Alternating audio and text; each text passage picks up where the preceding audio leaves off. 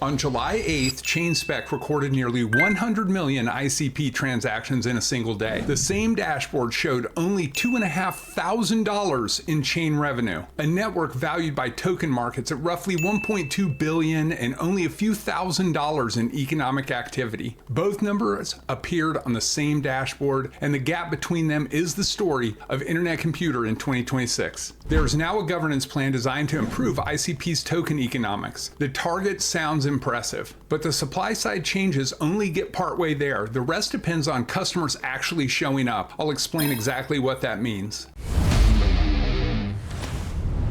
Here's the short version. Think of most apps like lemonade stands built on somebody else's driveway. The driveway owner controls the property, they can raise the rent, they can change the rules or shut the whole thing down. ICP asks, what if this stand could run across an independent network instead? No single cloud company controls the entire stack, and a properly decentralized application becomes much harder for any one party to switch off. Most smart contract blockchains already run application logic and transactions on chain, but the website, files, and databases often still rely on regular cloud services. ICP tries to put much more of the application on chain, the code, the data, and even the front end you see. As of filming, ICP trades around $2.20 with a market capitalization near $1.2 billion and roughly 555 million tokens circulating. The market ICP is targeting is enormous. Cloud infrastructure and platform services together generate roughly 100 billion every quarter, but much of that market is concentrated among Amazon, Microsoft, and Google. When a major cloud region fails, many unrelated services can go down together. ICP is trying to reduce that dependence. But here's a fair question.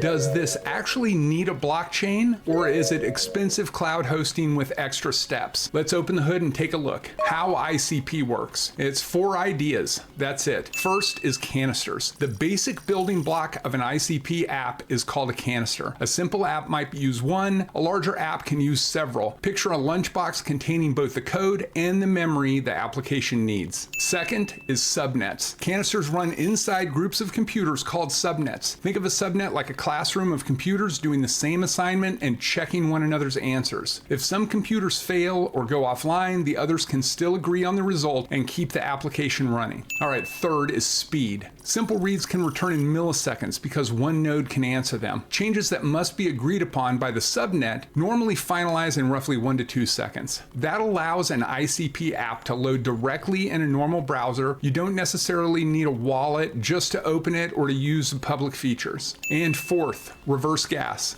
On most blockchains, users pay whenever they submit a state-changing transaction. On ICP, the developer normally prepays the computing cost. Developers load their canisters with prepaid fuel called cycles. The user can then interact with the app without buying ICP first. But there is a trade-off. If a canister cycles run too low, it freezes. If nobody tops it up, it can eventually be removed and its data deleted. And because the application pays for computation, abusive traffic can increase the developer's costs. Cheap for the user does not mean free for the builder. Now we can properly examine that giant transaction number. On July 8th, ChainSpec recorded 98.3 million ICP transactions. That placed ICP near the top of the network's ChainSpec track that day. Sounds incredible. Here's what the thumbnail does not explain. On ICP, blockchain activity can include calls to applications and computation, not just one person sending money to another. So comparing 98 million ICP transactions directly with Bitcoin payments is misleading. They are measuring different types of activity.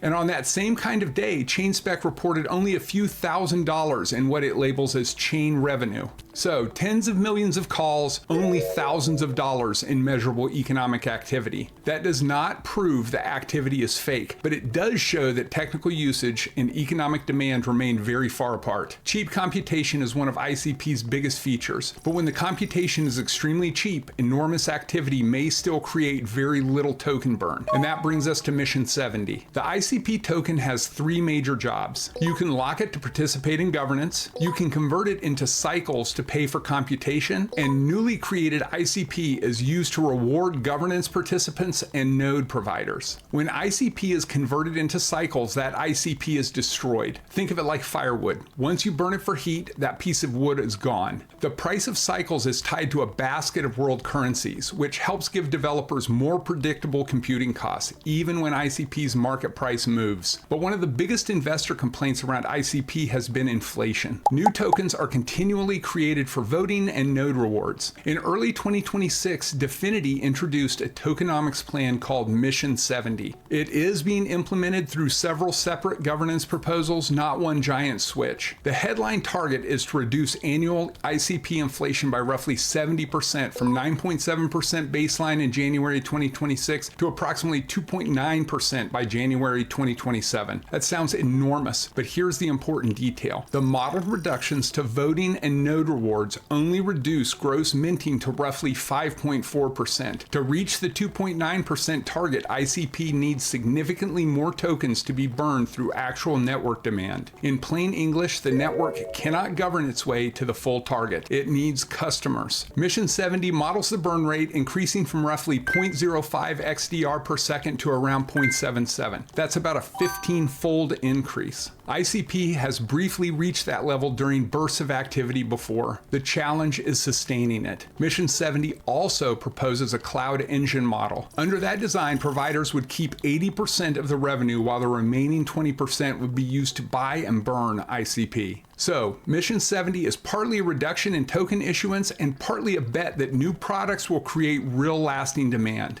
That is the question Mission 70 must answer. Can ICP attract enough paying customers to close the gap? Who's building this? The DFINITY Foundation is a Swiss nonprofit founded by Dominic Williams. The team is public, the code is active, and DFINITY publishes third-party security assessments, including work by Trails of Bits and NCC Group. There is also a public bug bounty program. Santiment and several crypto publications have repeatedly ranked ICP near the top for notable GitHub development activity, including a widely cited 9-month run at number 1. But commit rankings have limits. They measure activity, not code quality, adoption, or revenue. What they do show is that development has not stopped. The harder question is whether that engineering creates sustained demand, and decentralization remains disputed. In July 2026, Cyber Capital founder Justin Bonds publicly described ICP as centralized and insecure. Among his arguments, Bonds said the network relies on a relatively small group of permissioned, identifiable node operators and data centers, potentially making them easier to target. Dominic Williams pushed back, arguing that raw node count alone is a poor measure of decentralization. I'm not going to pretend that I have settled that debate for you. Both arguments definitely deserve scrutiny. Okay, so what comes next? 3 developments are worth watching. First, the Swiss Subnet. It launched in early access and is designed around 13 nodes across Switzerland and Liechtenstein. The goal is to provide a regionally contained options for organizations with strict data residency or compliance requirements. That could appeal to financial institutions, healthcare organizations, and public agencies. But running on a regional subnet does not automatically make every application compliant. Implementation still matters. All right, second is Pakistan. The Pakistan Digital Authority signed an MOU with DFINITY covering a dedicated subnet, AI development tools, and a national messenger pilot. That is a memorandum, not a live national system. There definitely is a big difference. All right, and third is Caffeine. Caffeine is an AI application building platform that helps people create and deploy apps to ICP using natural language instructions. Caffeine version 3 shipped in April with multiple specialized AI agents working on different parts of an application. The number to watch is not how many experimental apps get generated, it's how many become lasting paid workloads. Okay, so best case, regulated industries adopt sovereign cloud infrastructure, demand grows, and token burn accelerates. And worst case is enterprises stay with established cloud providers, burn remains tiny, and ICP stays a well-built product that very few customers buy. Most likely, something in between. Niche adoption, slow growth, not especially glamorous. So the case for ICP is straightforward. The technology works, it's genuinely different, development remains active, and Mission 70 directly addresses weaknesses in the token economics. At roughly $2, ICP is also trading only slightly above its recorded all-time low. The case against is equally straightforward. Economic demand remains tiny. Its unfamiliar non-EVM architecture creates additional learning and switching costs for developers. The decentralization debate remains unresolved, and Mission 70 depends on significantly more demand, not merely changing governance rewards. Okay, so here's my scorecard. Technology is absolutely strong. Canisters, reverse gas, and browser-based applications make ICP meaningfully different from most small contract networks. Adoption is unproven. The network can produce enormous activity numbers, but that activity has not yet translated into substantial economic demand. Investment case is high risk. The upside is a credible decentralized cloud platform serving regulated industries and AI applications. The downside is years of impressive engineering without enough paying customers. Overall, technologically impressive, economically unproven. ICP is for someone with a high risk tolerance, a multi-year horizon, and a specific belief in decentralized cloud infrastructure. It is definitely not a savings account. And here's the lesson that outlives this video. When any crypto project shows you a giant number, you need to ask 3 questions. What is being counted? Who is paying? And does the money actually show up? Activity without economic demand can be noise. Revenue without genuine users can be extraction. The healthiest networks eventually need both. Which is the bigger problem for ICP? Extremely low economic demand or limited adoption outside the crypto audience? And if you actually have used an ICP application, did it feel like a normal website or did it still feel like crypto? Tell me below. I read every single comment. And remember, none of this has been financial advice. Crypto is risky. You can lose everything you invest. Verify the sources and make your own decisions. You can do it. You're smarter than you think. Thanks for joining me, and I'll see you next week.